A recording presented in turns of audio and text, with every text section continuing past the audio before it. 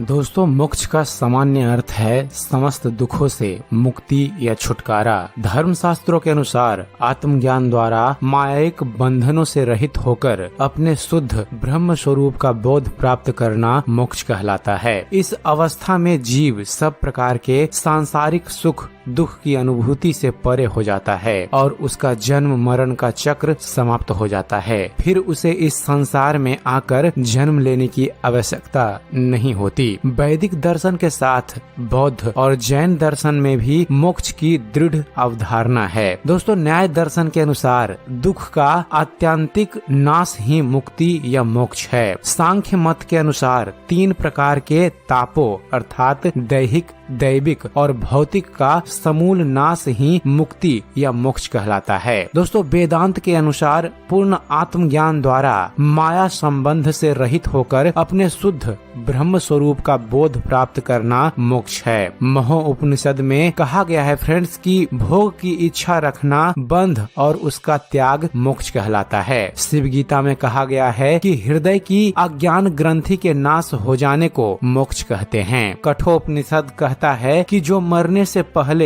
ब्रह्म को जान लिया वह मुक्त हो जाता है। कठोपनिषद कहता है कि यदि इस देह में इसके पतन के पूर्व ब्रह्म को जान सका तो बंधन से वह मुक्त होता है। यदि नहीं जान पाया तो इन जन्म मरणशील लोकों में वह शरीर भाव को प्राप्त होने में समर्थ होता है। दोस्तों, अब प्रश्न यह है कि ब्रह्म या ईश्वर को कैसे जाने, तो चलिए आपको इसके बारे में जानकारी देते हैं। दोस्तों, हमारे धर्म पुराणों में कहा गया है कि जानने का तात्पर्य सुनकर या पढ़कर जानना नहीं है बल्कि अनुभव से जानना है। ईश्वर को अनुभव से कैसे जानेंगे? जैसे आँख से रूप को जानते हैं, कान से शब्द को जानते हैं, उसी तरह आत्म दृष्टि से ईश्वर को जानेंगे। अब दूसरा प्रश्न यह आ जाता है कि आत्म दृष्टि कैसे प्राप्त होगी? तो इसका उत्तर है जप ध्यान के द्वारा। यही जप ध्यान सच्ची उपासना या सार भक्ति है। निष्कर्ष यह है कि जप ध्यान के द्वारा ही मोक्ष की प्राप्ति होती है। दोस्तों, यजुर्वेद में एक मंत्र के द्वारा परमात्मा को जानने की युक्ति बताई गई है जो कि कुछ इस प्रकार है। वेद भगवान उपदेश करते हैं कि हे मनुष्य, जगत प्रसव करता ईश्वर का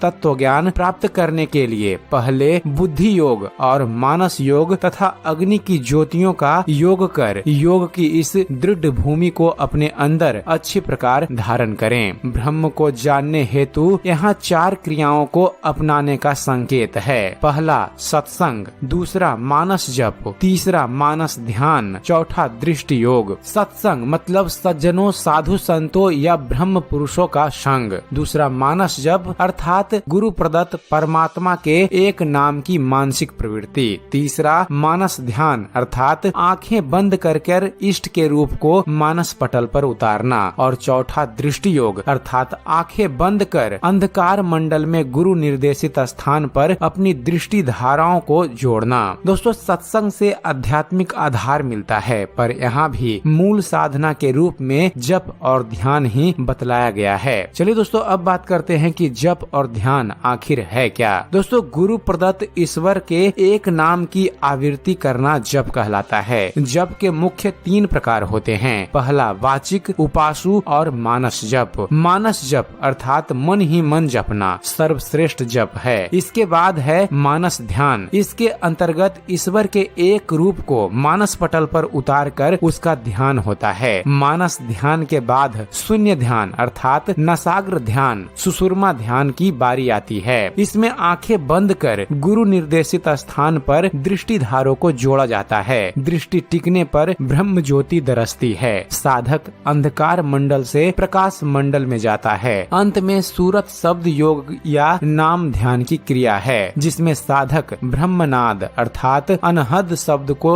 अंदर में पकड़ता है। यही शब्द आत्मा परमात्मा को अनुभव कराता है और भक्ति पूर्ण हो जाती है। अब बात करते हैं 5 प्रकार की मुक्तियों के बारे में कि कौन सी है 5 प्रकार की मुक्तियाँ। दोस्तों, उपनिषद में 5 प्रकार की मुक्ति का वर्णन किया गया है जो है सालोक्य, सामीप्य, सारूप्य, सारुज्य और कैवल्य मुक्ति। दोस्तों, सालोक्य मुक्ति का अर्थ है उपास्य देव के लोक की प्राप्ति होनी। सामीप्य मुक्ति का अर्थ है उपास्य देव की समीपता प्राप्त करनी। सारूप्य मुक्ति का अर्थ है उपास्य देव के शरीर सदृश रूप को प्राप्त करना। सायुज्य मुक्ति का अर्थ है उपास्य देव के साथ युक्त होना। इन चारों को मुक्ति का नाम अवश्य दिया गया है, पर ये वास्तविक मुक्ति नहीं है, क्योंकि इनमें आवागमन या जन्म मरण लगा रहता है। पांचवी है कैवल्य मुक्ति, जिसमें आवागमन यानी जन्म मरण का चक्र समाप्त हो जाता है। ये कैवल्य मुक्ति केवल ध्यान के द्वारा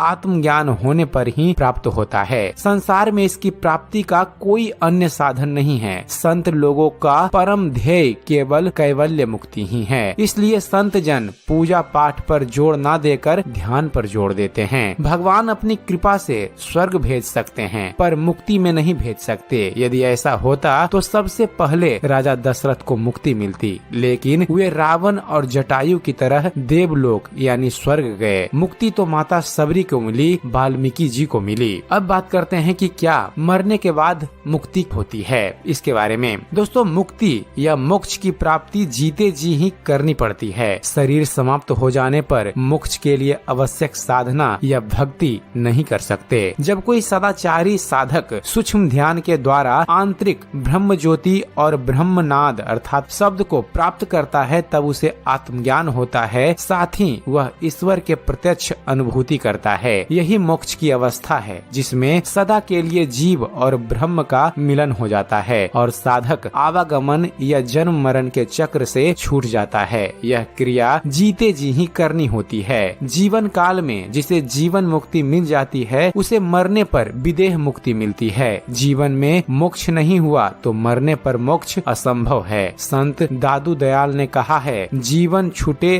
देह गुण, जीवन मुक्ता होए, जीवन काटे कर्म सब, मुक्ति कहावे सोए। संत कबीर साहब की वाणी है, साधो भई जीवत ही करो आशा, जीवत समझे जीवत बूझे, जीवत मुक्ति निवासा, जियत कर्म की फांस न काटी, मुए मुक्ति की आशा। गोस्वामी तुलसीदास जी ने रामचरितमानस में निम्नलिखित दोहा में शरीर रहते मोक्ष पाने की चर्चा की है। तुलसीदास जी कहते हैं, सुनी समुझहि जन मुदित, मन मंजहि अति अनुराग, लहहि चरी फल अछत तनु, साधु समाज प्रयाग। अर्थात जो मनुष्य संत समाज रूपी तीर्थ राज का प्रभाव प्रसन्न मन से सुनते हैं और समझते हैं और फिर अत्यंत प्रेम पूर्वक इसमें गोते लगाते हैं, वे इस शरीर के रहते ही अर्थ, धर्म, काम और मोक्ष चारों फल पा जाते हैं। यही बात योग सिखो उपनिषद में भी कही गई है। इसके अनुसार मरने पर जो मुक्ति होती है वह मुक्ति नहीं है। मुक्ति वह है जबकि जीव ब्रह्म तत्व को प्राप्त कर लेता है। जैसे नमक समुद्र में घुलकर एक हो जाता है, इस तरह जब जीव उससे अन्य नहीं रह जाता तब मुक्ति होती है। तो दोस्तों, यह थी जानकारी कि मोक्ष क्या है और मोक्ष प्राप्ति करने के लिए हमें जीवन में क्या क्या करना चाहिए। उम्मीद करते हैं फ्रेंड्स आप सभी को हमारा ये वीडियो पसंद आया होगा। वीडियो पसंद आया हो तो वीडियो को लाइक और शेयर करना ना भूलिएगा। और दोस्तों, इस वीडियो के बारे में अपने विचार हमें कमेंट जरूर कीजिएगा, क्योंकि आपका एक कमेंट हमें अच्छी से अच्छी वीडियो बनाने के लिए प्रोत्साहित करता है। और दोस्तों, ऐसे ही ज्ञानवर्धक वीडियो देखते रहने के लिए आप हमारे चैनल ज्ञान मंथन को सब्सक्राइब जरूर कीजिएगा। आप हमारे चैनल को सब्सक्राइब कीजिए और देखते रहिए, जानते रहिए। धन्यवाद। जय हिंद।